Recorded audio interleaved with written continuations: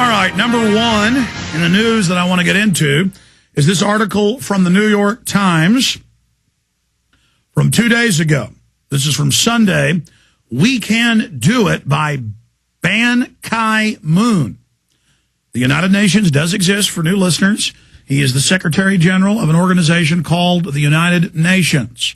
This was created by private corporate interest. It is a private corporate body like the World Trade Organization, the Exim Bank, the IMF, the World Bank. Its stated goal is to exterminate at least 80% of the population, though extremists want total death of the human species and have pledged to kill themselves when they're the last human standing. And we've read the policy reports and gone over it here. When I spoke out against Dr. Eric Pianka, the UT professor, saying he wants to kill 90% of the public with an airborne Ebola. When I covered that, I got emails and calls from his graduate students working in bioweapons and other areas of science saying, hey, he's a liberal. He only wants to kill 90%. Humans are a parasite. We all must be killed. So remember that their main goal is eco-science, the government policy book written by the White House science czar, calling for world population reduction, sterilization through the water, and vaccines. Just remember that. Keep this book right here because it's the most concise, 1,100 pages, but most concise and the most honest book by these enemies of humanity. Now, he says in this article, we want to thank John Kerry, Senator John Kerry, and Senator Lindsey Graham for their leadership. He says we are on the verge of the U.S. Senate. This is the head of the UN, the head of the puppet UN, the head of the General Assembly, Ban Ki-moon. And he says we are on the verge of passing the global greenhouse gas emissions tax inside the United States. And that is in paragraph 5 of the article. U.S. leadership is crucial. That is why I'm encouraged by the spirit of compromise shown in the bipartisan initiative announced last week by Senator John Kerry and Senator Lindsey Graham.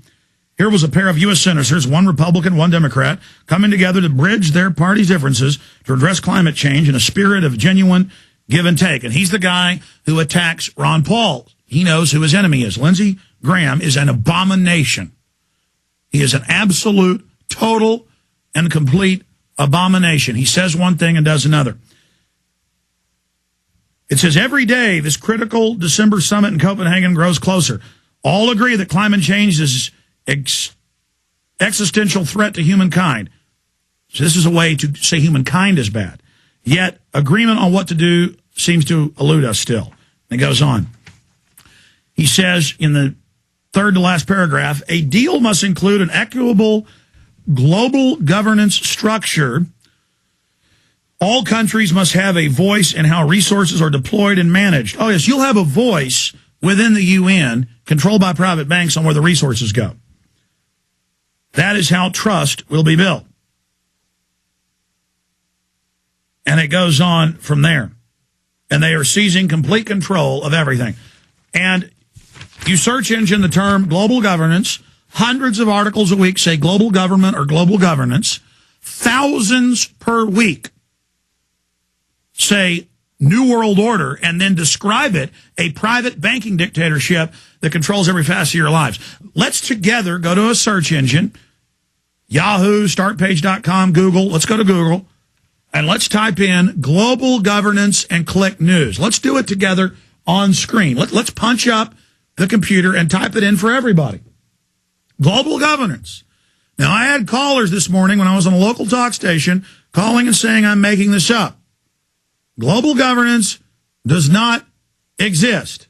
Now, there's the New York Times, Ban Ki-moon. That's the second link. But how many articles with global governance in it? It says 1,013. In the second block, they always have the top story, the newest on top. Then under that, they have a block that says, in the last week, that's what that link shows, that bottom green link, the last week, in the last 7 days, 1,013 articles. So see, when I say hundreds a week, it's far worse. People say, oh, he just says hundreds or says dozens. Yeah, I mean, I don't normally have the number in front of me, so I'll just lowball it. I'll say that China killed 64 million people. That's what the U.S. government says. China says they killed 80 million. 1,013 new articles with the term global governance. And then there's a Los Angeles Times article. I mentioned another article about this yesterday out of England. Los Angeles Times, Fido, a.k.a. the climate criminal. Here, let's click on today's top story from 11 hours ago about how your dog, under global governance, print that for me. I hadn't seen this one. I mean, I could spend a million hours a day. There's not enough hours in the day. This is my news blitz. I should just spend the rest of the show on this. They're going to tax every form of meat, every form of plastic, every form of energy, home inspections. They're going to tax concrete. They're going to tax asphalt. They are openly announcing they're going to tax restaurants, coal, thousands. The climate bill in the House, that's passed the House, now in the Senate, says 35 bureaucracies can do anything they want. Just like the gun bills they've introduced under Holder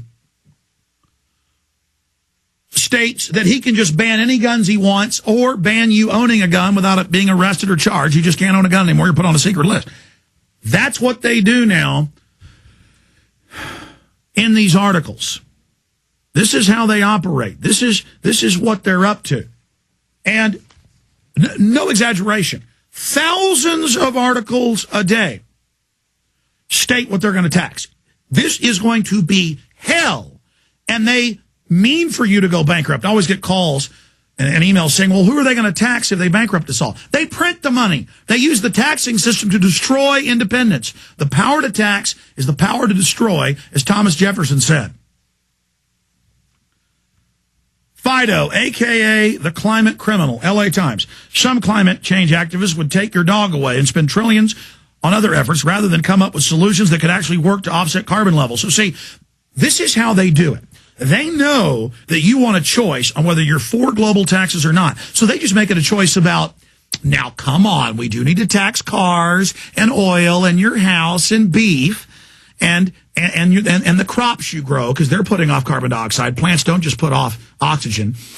And yes, the plants are bad. I can pull up articles right now where they're talking about cutting trees down now. I mean, you can't make this up. In fact, people don't believe that. Jaron, search the term environmental activists say trees create bad carbon footprint. And you'll see them. Or if that doesn't bring it up, last time I saw it was months ago. It was a bunch of articles. I see them all the time, but about how we got to cut trees down now. Oh, I'm not joking. Trees are evil too. Trees, poison. But Fido, a.k.a. the climate criminal, some climate change activists, and it goes on, rather than come up with solutions that could actually work. So see, we do believe carbon dioxide is a deadly poison, even though plants breathe it, and then they create oxygen humans breathe. We can't scare you with the word oxygen, so we'll scare you with the word carbon dioxide. The government cannot have my dog. And then it goes on. And this is being called for by the United Nations. And here in my stack, here's a Times of London. Climate Chief Lord Stern, give up meat to save the planet. And they're banning fireplaces. They're banning space heaters. But don't worry, California just wants to tax them. Oh, you can have the propane heater in Northern California on cold nights. You're just going to pay a tax, and we're going to come in your house with local inspectors that get part of the money, because these little chicken neck control freaks, they like to boss people around. These were the tattletale rats in school, and they are getting SWAT teams, and if you don't like it, they're going to murder you and your family. After all, you're bad for the earth. People will need to turn vegetarian if the world is to conquer climate change, according to leading authority on global warming, and it's being proposed. In fact, they've already started. Canada's now taxing cows. In fact, Google that. Canada, just Google a tax on cows. A lot of sheep farmers and beef farmers in New Zealand and Australia are just stopping. Hundreds of dollars per cow. $50-something to $70+ Oh, look at that. They'd shoot trees, wouldn't they? Climate law encourages deforestation, scientists say. A law of unintended consequences strikes again. The Kyoto Protocol. And then it gets into, I guess, how trees are evil, but that's not the exact headline I wanted. And this is meant to be outrageous. And then you're a criminal if you deny that it's happening. You're bad if you deny that this is going on. You are evil if you deny that this is going on. You are wrong. You are racist. I don't like big government. Racist. Oh, I don't think we should have open borders. Racist. I don't want government-run healthcare. Racist. I was watching some congresswoman back there in the break room earlier when I was getting some Java, and she was on there saying, there's a woman waiting for a heart transplant and she won't get it. And there's a girl waiting for a kidney transplant and she won't get it because of this blah, blah. England, Australia, Canada, they all have longer waiting lists for these things than the United States. We have one of the fastest systems in the world. It's not perfect.